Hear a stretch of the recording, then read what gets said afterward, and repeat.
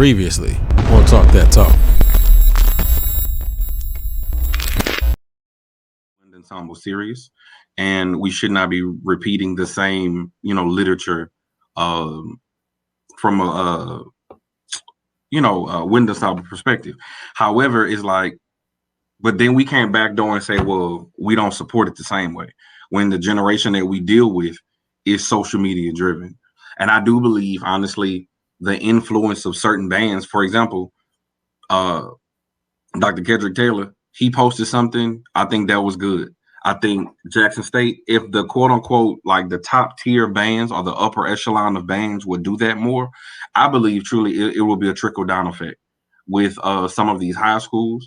I truly believe that it will be a trickle up effect from the middle schools and then back down.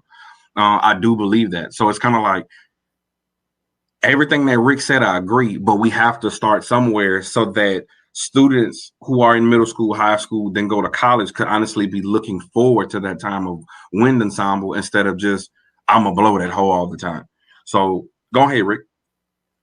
Just to push back slightly, though, Quan, I think the better way of doing that is when these directors go to these schools, instead of just expecting that, say, like it's really small things. Like we used to do this at Prairie View.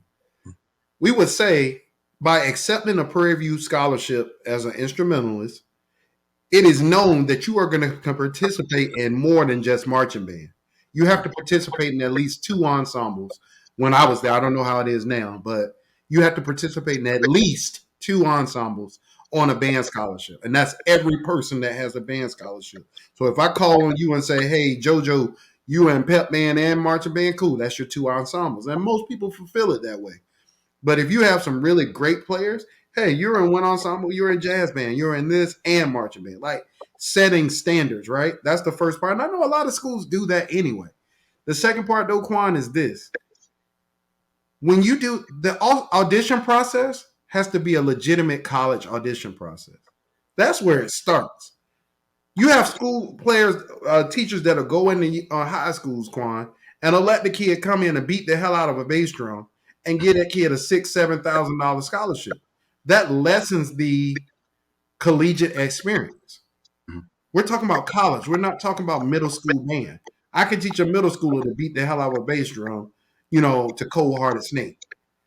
But I can't, without some work, teach them to play the mallets, play the snare, play this, and play it musically, do dynamics, do shaping, do all these things. So I think that's where we start. But I think you're probably right, Quan. I think that just seeing my favorite band do it will make me at least know that I have to do that too if I go to that school. So I guess you're right.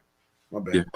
No, you're good, big dog. So, but I think we have to start somewhere, because right now we know that wind ensemble is needed, and I'm not gonna lie, and I just got to be transparent. When you told me, you was like, man, wind ensemble is all year. No lie. Like I'm man enough to say it. Shit, for real. Because let's be honest, we did all fall was band season. Once the spring started hitting, they had a small group that was like pep band, but for the most part, marching band ran the nation. It was just gonna keep it a buck. And then it would be a select few of students that really loved music, that had appreciation, that would then join the concert band. If you was a music major, of course, you had no option. But the reality of it is, I think your approach is absolutely spot on. If you take this scholarship, you need to participate in 2 ensembles, possibly 3 for some of them. And I think that process will grow the appreciation of wind ensemble. But I agree too. Some of the programs, maybe people are not interested because we're repeating the same thing. I forgot the piece we played but it was Overture for something. But it was like a piece that we ran over and over. That was it.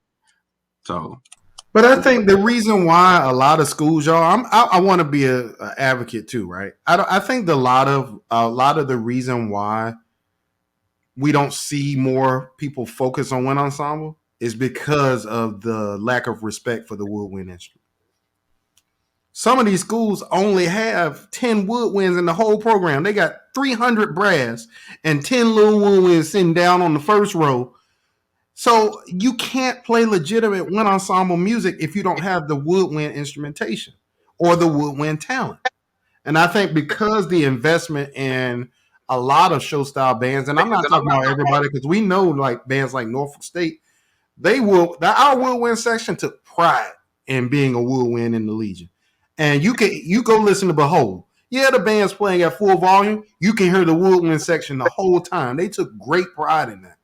So I think the lack of one ensemble at HBCUs comes from the lack of appreciation for a great Woodwind section.